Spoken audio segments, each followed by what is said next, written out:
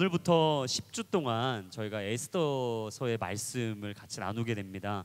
그래서 오늘 저는 에스더 1장 1절부터 12절까지의 말씀을 이 제목을 마음을 새롭게 하소서라는 제목을 담아봤습니다. 우리 같이 한번 선포합시다. 마음을 새롭게 하소서.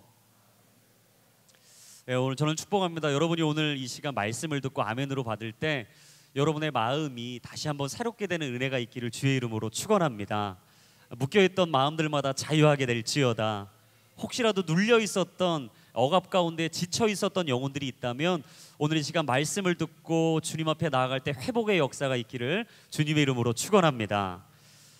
오늘 처음으로 나누게 될 이 에스더의 말씀을 묵상하기 전에 저희가 크게 두 가지의 포인트를 좀 여러분이 아셔야 됩니다. 첫 번째가 뭐냐면 에스더서가 1장부터 10장까지로 구성이 되어 있는데요. 1장부터 10장까지 나오는 에스더서의 말씀에 참 안타깝게도 여호와 하나님이라는 단어가 한 번도 등장하지 않는다라는 사실이에요.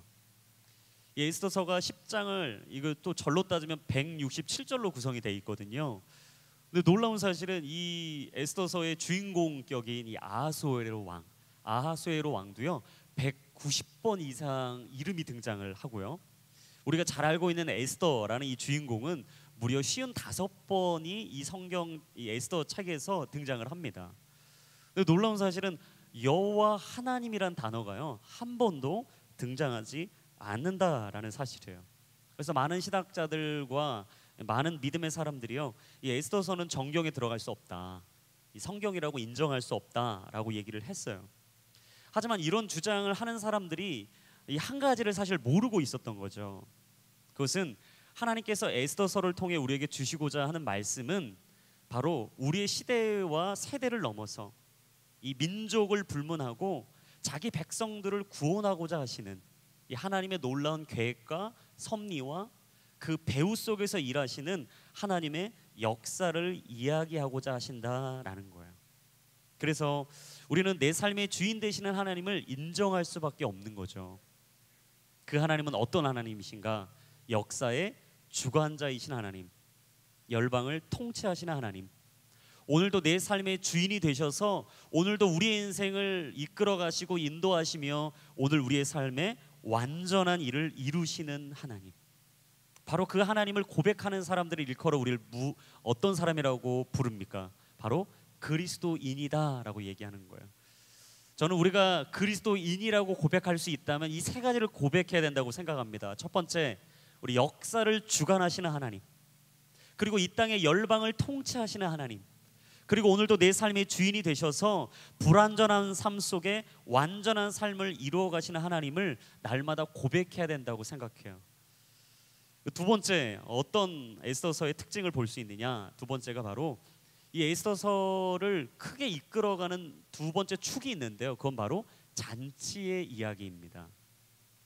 오늘 이런 날 우리가 흔히 얘기할 수 있는 잔치다. 잔치하면 우리가 여러분 어떤 상상을 좀 하실 수가 있을까요? 분위기가 좋겠죠. 화기애애하죠. 그리고 언제나 잔치의 해피엔딩, 이 끝은 뭡니까? 해피엔딩이에요. 행복한 결말이 있는 거죠. 그런데 이 에스더서에서의 잔치는요 우리가 상상하는 잔치와는 조금 다른 잔치의 느낌입니다. 이 잔치라는 단어가 총 이 에스더에 10번이 등장을 해요. 근데 오늘 우리가 나누게 될 에스더서 1장에요 무려 3번의 잔치가 등장을 합니다. 그 잔치를 통해서 아하수에로 왕의 왕후였던 와스디가 폐위가 되고요 에스더가 왕으로 등극하게 되는 일이 일어나죠. 그런데 우리가 이 사건을 통해서 무엇을 배우게 되느냐? 하나님은 모든 사건의 배후 속에서 역사하실 뿐만 아니라 인간적인 관점으로 부정적인 사건이라 여겨지는 그 사건을 통해서도요 하나님은 오늘 우리의 삶에 섭리하시고 역사하시고 완전하게 이루어 가시는 하나님이라는 사실이에요. 그래서 오늘도 우리가 고백할 수 있는 한 가지, 불완전함 속에서도 완전함을 이루시는 하나님이라는 거예요. 우리 같이 한번 선포합시다. 불완전함 속에서도 완전함을 이루시는 하나님. 네, 여러분 이런 큰 두 가지 축을 보면서 우리가 오늘 본문에 한번 들어가 보도록 하겠습니다. 우리 본문의 1절부터 3절까지 말씀입니다. 우리 여러분들이 한번 읽어주시겠습니다. 시작.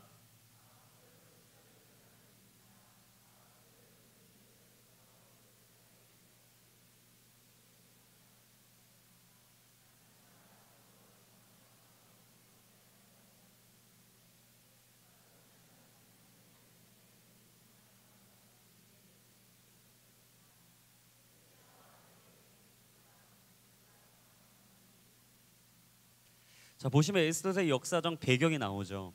우리가 잘 알고 있는 바사 제국. 그러니까 역사적으로 보면 페르시아 제국이 그 배경이 되고 있습니다. 페르시아 제국은 오늘날의 이란의 고대 제국이고요. 주전 485년부터 465년까지 약 20년 동안 아하수르 왕이 그 페르시아 제국을 다스렸어요. 그런데 그 영토가 얼마나 대단했는가? 오늘 1절에 보니까 뭐라고 나옵니까? 인도에서부터 에티오피아에 이르기까지 127개의 지방을 다스렸다. 인도라는 것은 오늘날 파키스탄 지역이고요. 에티오피아는 여러분 잘 아시는 북아프리카의 위쪽에 있는 에티오피아에 이르기까지 광활한 지역을 아하수에로 왕이 다스리고 있었어요. 어느 누구와도 견줄 수 없었습니다. 어느 누구와도 비교할 수 없는 권력을 가졌던 사람이 아하수로 왕이었어요. 그런데 이 지역이 얼마나 넓고 대단했는가? 127개 지역을 다스렸다. 그것도 각 지방에 지방간을 세워서 지방 자치를 하고 있었던 거예요. 근데 그 당시의 수도는요, 수상궁이었습니다. 바로 오늘 그 수상궁에서 이루어지는 사건이 바로 오늘 본문의 사건이에요. 아하수에로 왕이요 3년째 다스린 지 3년째가 됐을 때 장관들과 대신들을 위해서 잔치를 벌였다고 3절은 말합니다. 근데 이 에스더서의 핵심 키워드인 잔치를 통해서 오늘 과연 하나님이 우리에게 알리고자 하시는 뜻은 무엇일까? 우리가 크게 한 세 가지를 볼 수 있을 것 같아요. 그 중에 첫 번째는요, 사람은 누구나 마음 깊은 곳에 자신을 드러내고 싶어하는 마음이 있다라는 거예요. 같이 한번 선포해 봅시다. 자신을 드러내고 싶은 마음. 자, 오늘 본문의 4절인데요, 같이 한번 읽어주시겠습니다. 4절의 말씀 시작.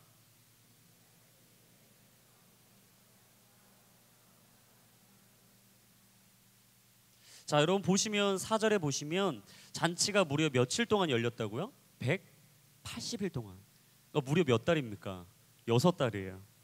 이 술 먹고 춤추는 잔치 문화가 화려한 우리나라 여러분 잘 아시잖아요. 밤마다 우리 자주 가는 곳 있잖아요. 아닌 척하고 계셔도 또 가시는 분들은 다 아실 텐데, 여러분 이렇게 즐겁고 행복한 잔치여도요, 생각해 보세요. 6개월 동안 만약에 그 잔치를 벌인다, 어떠시겠어요?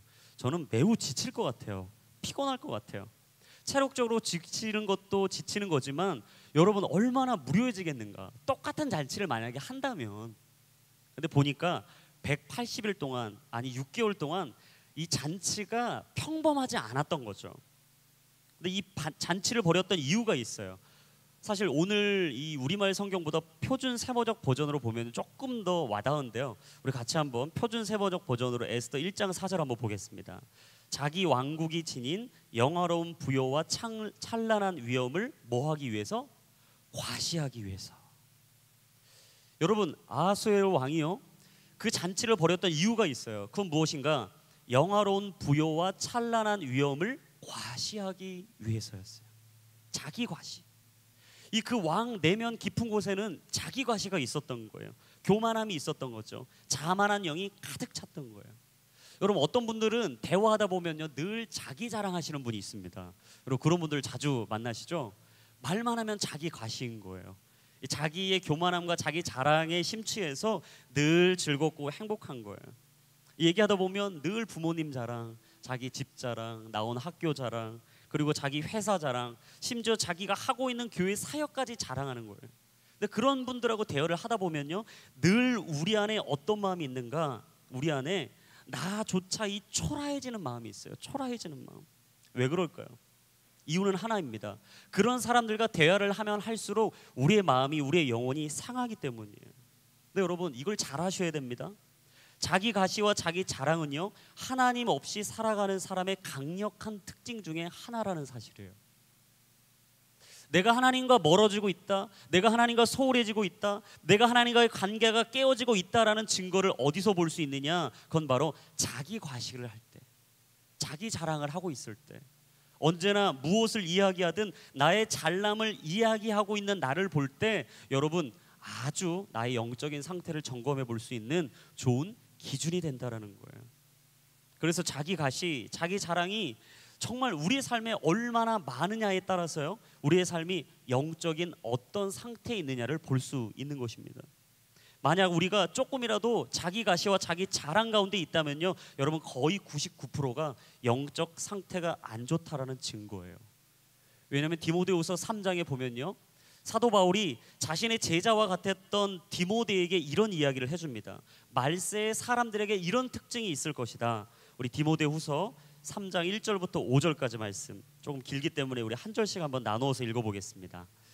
그대는 이것을 알아라. 말세에 어려운 때가 올 것이다.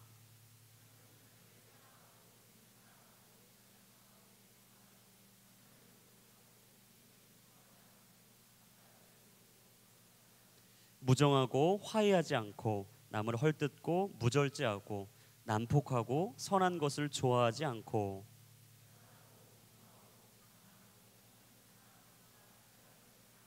경건의 모양은 있으나 경건의 능력은 인정하지 않게 될 것이다. 그대는 이런 사람들을 멀리하여라. 자, 말세의 19가지 특징을 이야기합니다. 그 중에 세 번째 특징이 뭐였냐면 잘난 척하고 했어요. 잘난 척하고. 개역 개정해 보니까 자기 자랑을 하며. 여러분, 한마디로 자기 과시, 자기 자랑이 정말 우리가 경계하고 조심해야 될 말세에 나타나는 현상 중에 하나라는 거예요. 그러면 여러분 오늘 그 디모데후서 3장 5절 보시면 이렇게 또 얘기했어요. 경건의 모양은 있으나 경건의 능력은 인정하지 않게 될 것이다. 가장 큰 문제가 뭐냐? 그 말세의 특징 중에 가장 큰 문제가 뭐냐면 그 자기 자랑을 넘어서 마지막 경건의 모양은 있는데 경건의 능력은 인정하지 않게 된다는 거예요. 쉽게 얘기하면 겉모습의 모양은 있습니다. 겉사람은 번지르르 합니다. 하지만 속사람의 능력을 완전히 잃어버린 사람들, 속사람의 능력을 인정하지 않고 겉사람의 모양만 중요시하며 속사람의 능력을 잃어버리는 것, 여러분 이게 바로 오늘 말세에 나타나는 현상 중에 하나라는 거예요. 여러분 세상은 끝없이 겉을 중요시합니다. 보이는 것을 보고 판단해요. 그래서 우리가 가지고 있는 것을 그렇게 중요하게 여기죠. 옷 입는 걸 중요하게 여기는 거예요. 굴러가는 차를 그렇게 중요하게 여기는 거예요. 보이는 집의 크기를 그렇게 중요하게 여기는 것입니다. 특별히 자매님들 어떠세요? 외모를 중요하시기 때문에 백 하나가 그렇게 중요한 거예요. 가지고 있는 외모가 그렇게 중요한 거예요. 액세서리 하나에 왜 그렇게 집착을 합니까? 우리가 옷 입는 거 왜 그렇게 집착을 합니까? 내가 가진 것에 왜 그렇게 집착을 합니까? 남에게 보이는 것에 왜 이렇게 집착을 합니까? 이유는 하나예요. 보이는 것이 전부라고 생각하기 때문이죠. 그런데 여러분 기억하셔야 돼요. 우리가 진짜 가꿔야 될 것은요, 내면이에요. 같이 한번 따라합시다. 우리가 가꿔야 할 것은 내면입니다. 여러분 아름다운 내면을 가꾸시길 바라요. 저는 바라기는 여러분의 내면이요, 누군가를 채워줄 수 있고 세워줄 수 있는 내면의 따뜻함이 있기를 주의 이름으로 축원합니다. 내면이 아름다운 사람이 진짜 아름다운 사람이에요. 저는 그래서 항상 우리 청년들에게 이 이야기를 해주고 싶어요. 여러분 내면을 볼 수 있는 영적인 눈이 열리기를 축복합니다. 이럴 때 아멘이 없어요. 왜냐하면 아직도 우리는 외모에 관심이 많거든요. 나쁜 건 아니에요. 근데 더 중요한 건 뭐라고요? 내면을 볼 수 있는 영적인 시야가 열려야 돼요. 왜냐하면 내면이 아름다운 사람은 향기가 있어요. 그런 사람하고 있으면 아름다워요. 향수를 뿌린다고 그 사람의 삶이 아름답고 이 향기가 좋은 것이 아니라 사실 내면이 아름다울수록 그 사람의 인생에 향기가 있는 거죠. 그런 사람이 누굴까요? 사도 바울이에요. 바울은 언제나 내면이 따뜻했던 사람이에요. 향기가 있던 사람이에요. 그래서 그가 항상 얘기할 때마다 자신의 인생의 관점과 기준이 다르다고 얘기했어요. 그게 고린도후서 4장 16절의 말씀입니다. 우리 같이 한번 읽어볼까요? 시작. 그러므로 우리는 낙심하지 않습니다. 우리의 겉사람은 쇠할지라도 우리의 속사람은 날마다 새로워지고 있습니다. 바울이 가지고 있었던 인생의 기준은 딱 하나였습니다. 자기 가시가 아니었어요. 자기 자랑이 아니었어요. 겉모습이 아니었습니다. 오직 그가 가지고 있었던 인생의 기준, 인생의 관점, 영적인 시야는 무엇이었냐? 속사람이었어요. 속사람이었어요. 언제나 속사람이 강건해지는 거였어요. 비록 겉사람이 쇠하여질지라도 속사람이 날마다 새로워진다는 것, 그것에 우리는 감사해야 된다. 할렐루야. 저는 우리의 겉사람이 쇠할지라도요, 후패할지라도 속사람이 강건해지는 그리스도인들이 되기를 주의 이름으로 축원합니다. 그래서 여러분, 사도 바울이 항상 그러면서 그들에게 외쳤던 한마디, 영적인 병이 들었던 고린도 교인들에게 외쳤던 한마디, 고린도후서 10장 17절하고 18절입니다. 우리 한번 읽어보겠습니다. 시작. 자랑하는 사람은 주 안에서 자랑하도록 하십시오. 옳다 인정함을 받는 사람은 자화자찬하는 사람이 아니라 오직 주께서 칭찬하시는 사람입니다. 아멘. 주님께서 옳다고 인정하는 사람, 어떤 사람이라고요? 자화자찬하는 사람 아니라는 거예요. 자기 자랑하는 사람 아니라는 거예요. 누가 인정하는 사람? 주님이 인정해 주는 사람. 날마다 주께 하듯, 사람에게 하듯 하지 아니하고 주님께 하듯, 내 삶의 모든 것이 주께 있으니 주님 뜻대로 이루어지게 하여 주시옵소서. 나는 죽어지게 하시고, 나는 십자가에 못 박히게 하시고, 예수 그리스도의 이름만이 높임받게 하여 주시옵소서. 여러분, 이런 사람이 바로 나는 죽고 예수로 사는 사람이에요. 제가 이걸 막 묵상하다가 또 찬양하다가 떠올랐어요. 왜 이렇게 요즘 이렇게 찬양이 많이 떠오르는지. 내 안에 사느니. 여러분, 이 찬양 다 아시나요? 내 안에 사느니. 내 안에 사느니 예수 그리스도니. 찬양하지 않을게요. 나의 죽음도 유익함이라. 나의 왕, 내 노래, 내 생명, 또 내 기쁨, 나의 힘, 나의 검, 내 평화, 나의 주. 근데 저는 이 뒷부분 후렴이 좋았어요. 내 안에 사느니 예수 그리스도니 나의 죽음도 유익하다. 근데 그 다음에 부연 설명이 중요해요. 주님이 나의 왕, 내 노래, 내 생명, 내 기쁨, 나의 힘, 나의 검, 내 평화, 오직 나의 주님. 여러분이 가사의 후렴을 보니까 자신을 설명할 수 있는 모든 것을 다 담았더라고요. 내 안에 사느니 오직 예수 그리스도니. 그분은 나의 힘이시고, 나의 생명이 되시고, 나의 영광이 되시고, 나의 만족이 되시고, 나의 검이 되시며, 내 참 평화가 되시고, 나의 주인이 되십니다. 할렐루야. 여러분, 저는 이 고백이 우리의 모든 고백이 될 수 있기를 주의 이름으로 축원합니다. 내가 자랑하는 것이 아니라, 나를 자랑하는 것이 아니라, 나를 높이는 것이 아니라, 자화자찬하는 인생이 아니라 오직 내 삶의 주의 이름만이 높임받는 인생. 그래서 주님께서 말씀하신 그곳 앞에 우리가 주의 이름만을 자랑하는 인생, 여러분, 그런 인생이 저와 여러분의 인생 되기를 주님의 이름으로 축원합니다. 두 번째, 사람의 특징이 있더라고요. 그건 뭐냐면, 사람은 누구나 자신을 있는 그대로 보이기보다 꾸미고 싶어 한다라는 거예요. 꾸미고 싶어 한다라는 거예요. 오늘 본문의 5절부터 8절이에요. 우리 5절부터 8절까지 말씀 한번 읽어주시죠. 시작.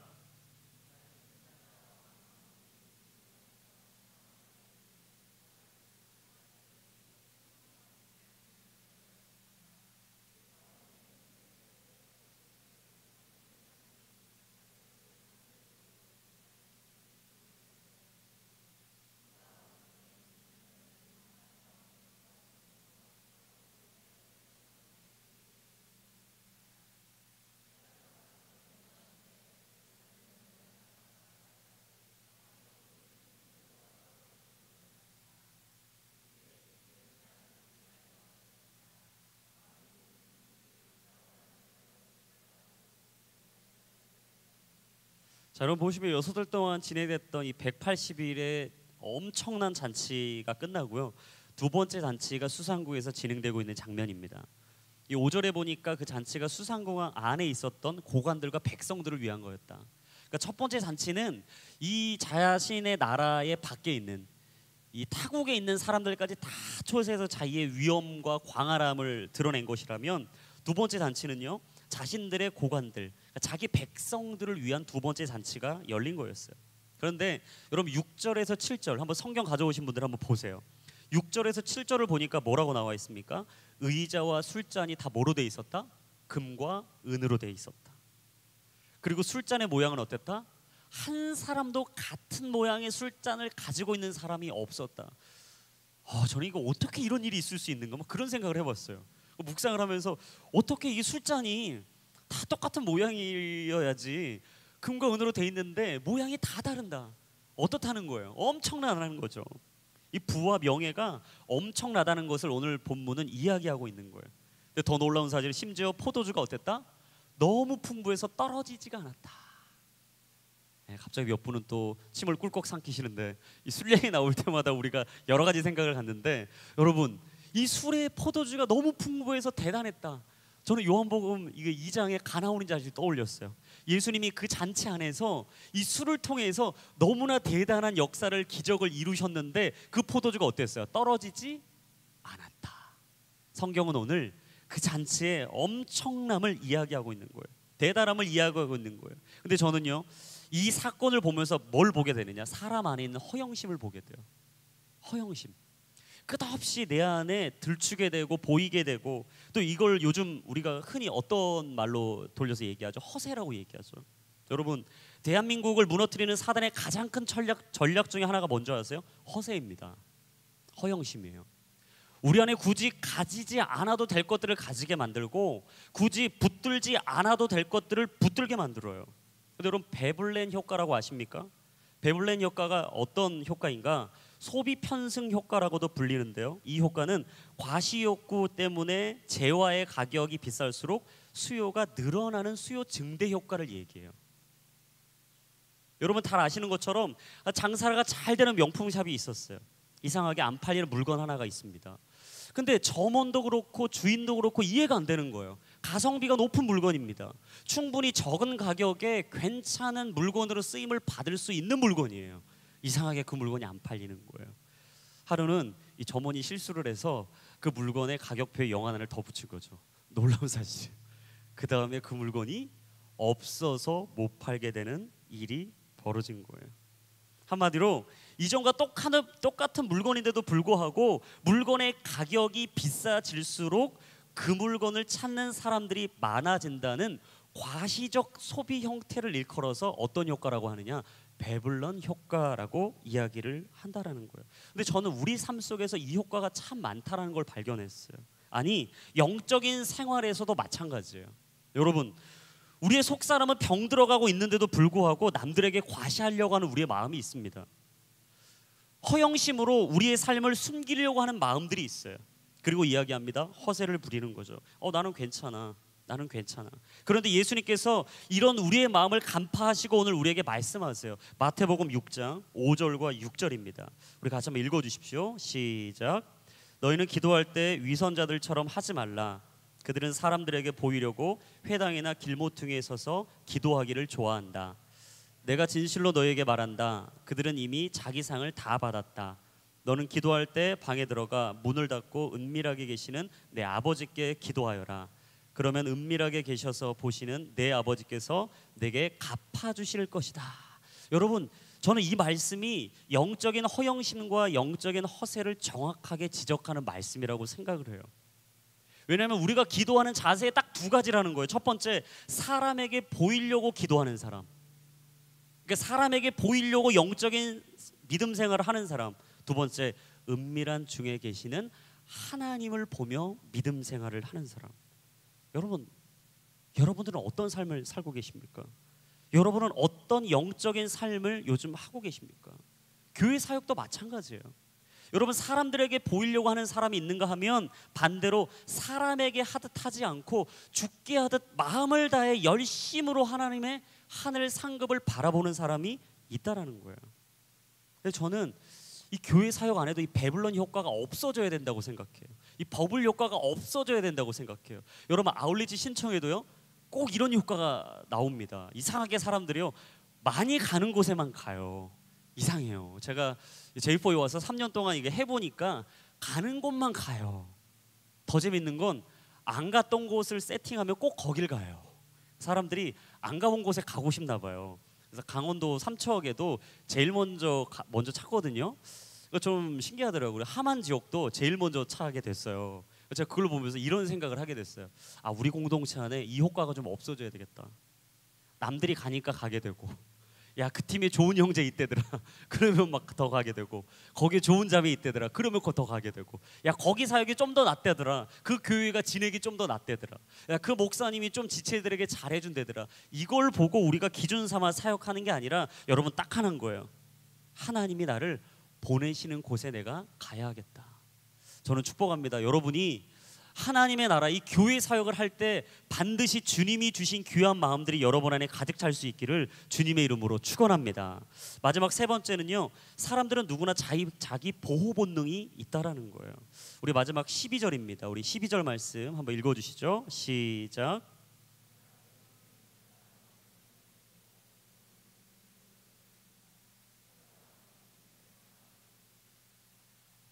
여러분 보시면 사람들은요, 누구나 자기 보호 본능이 있어요.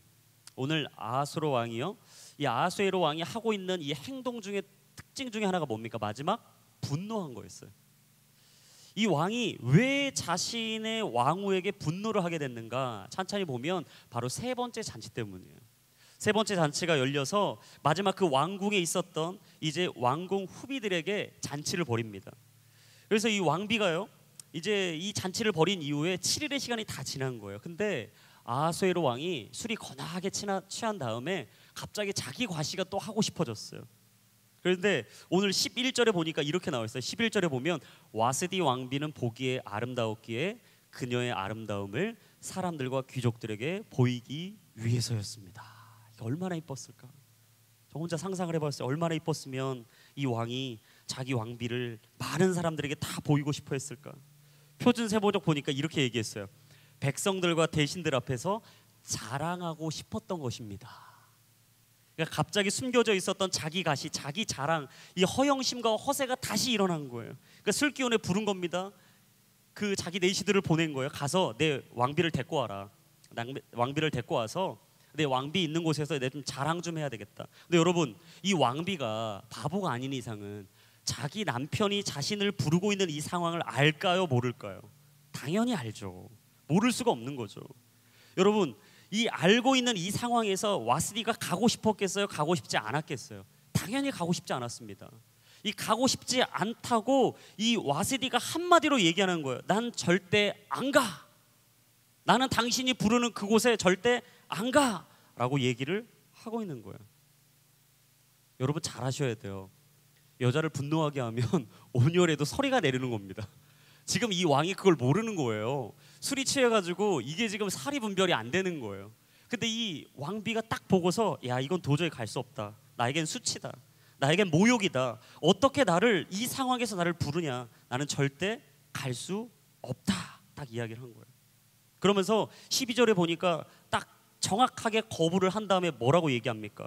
다시는 내가 이 길로 오지 않겠다. 여러분, 여기서 중요한 것은 남자와 여자를 좀 이해하셔야 돼요. 여러분 보시면 남자는요, 자존심이 상하면 상당히 힘듭니다. 그러니까 지금 아하수에로 왕이 자존심이 상한 거예요. 자존심이 상하니까 자기 마음에 상한 이 마음을 감출 수가 없는 거예요. 반면에 여자인 와스디는 어때요? 여자는 늘 분위기를 먹고 사는 존재거든요.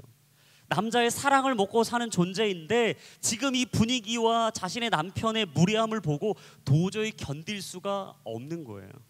이 견딜 수 없는 마음에 화가 머리 끝까지 치미른 거죠. 근데 여러분, 저는 이 상황에서 딱 두 가지를 발견했어요. 첫 번째는 뭐냐면 사람은 다 자기 중심적인 생각을 한다라는 거예요. 같이 한번 따라합시다. 사람은 자기 중심적인 생각을 합니다. 네, 여러분, 사람은요 다 입장 차이가 있어요. 입장 차이가 있는데도 불구하고 다 자기 중심적인 생각을 하는 거예요. 자기 중심적인 생각을 하는 가장 중심에 뭐가 있습니까? 이기적인 마음이 있어요. 왕은 왕대로 자기 생각만 한 거고 왕후는 왕후대로 자신의 생각만을 하게 된 거예요. 왕의 욕심도 잘못된 거고 왕후 와스디의 경솔한 반응도 잘못된 거죠. 그리고 두 번째는 뭐냐면 이 잘못된 이기적인 생각이 계속되다 보면 두 번째, 관계의 중심축이 깨어진다라는 거예요. 우리 같이 한번 선포합시다. 관계의 중심축이 깨어지게 됩니다. 여러분, 이기적인 삶에는요 반드시 관계의 중심축이 깨어지게 돼 있어요. 자기 보호 본능이 발동되면서 자기 중심적인 생각이 가득해지면 여러분 반드시 우리는 상대방의 탓을 하게 돼 있습니다. 이때부터는 두 사람이 탓하게 돼 있는 거예요. 네 탓이다. 너 때문에 문제다. 네가 잘못했다. 내가 이런 사람을 만났기 때문이다. 내가 지금 이 상황에 놓인 것 때문에 내가 이렇게 된 것이다. 사람들이 끝없이 남 탓을 하기 시작합니다. 심지어 교회 탓을 하기 시작하는 거예요. 그러면서 자신 안에 있는 분노를요 끝없이 표출하기 시작해요. 아, 내가 무엇 때문에 이렇게 됐을까? 내 삶이 왜 이렇게 된 걸까? 계속해서 자신 안에 있는 분노를 표출하기 시작하는 거예요. 근데 저는 마지막 12절을 딱 보면서 그런 생각이 드는 거예요. 야, 이거 분노 조절 장애에 걸린 이 아하수에로 왕이 오늘 자신의 와이프인 와스디에게 이 분노를 퍼부으면서 하고 있는 이 모습을 보며 저는 한 가지를 발견했어요. 그것은 풍요 속의 빈곤이라는 사실이에요. 풍요로 보이고 겉모습이 괜찮아 보이고 멋진 인생을 사는 것 같지만 여러분, 사실 그 안에 텅 비어있는 인생인 거죠. 세상은 다다익선이라고 얘기합니다. 많으면 좋다라고 얘기해요. 누리면 행복이라고 얘기합니다. 가진 것이 있으면 자기 자랑과 자기 과시 해도 된다고 얘기해요. 하지만 영적인 세계에선 달라요. 주님은 말씀하세요. 다다익선이 아니라 적은 것 가운데 반드시 붙잡아야 할 것을 가진 사람이 행복한 사람이다. 여러분, 오늘 보십시오. 자기 가시와 허영, 이 허무 앞에 놓여있는 그 왕의 마지막의 모습을 보세요.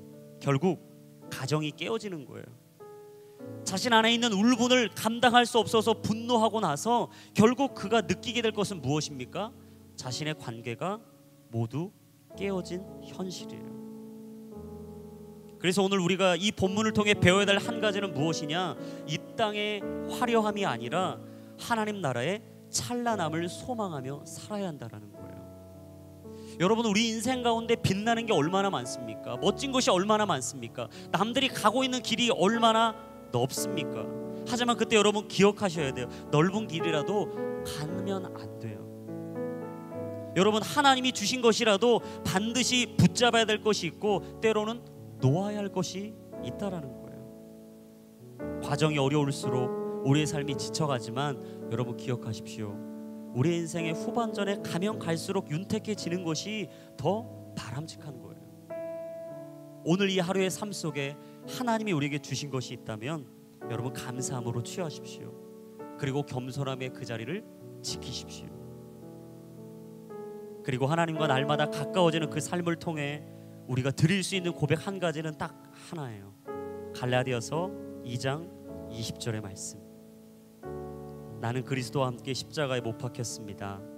그러므로 이제 더 이상 내가 사는 것이 아니라 내 안에 그리스도께서 사시는 것입니다.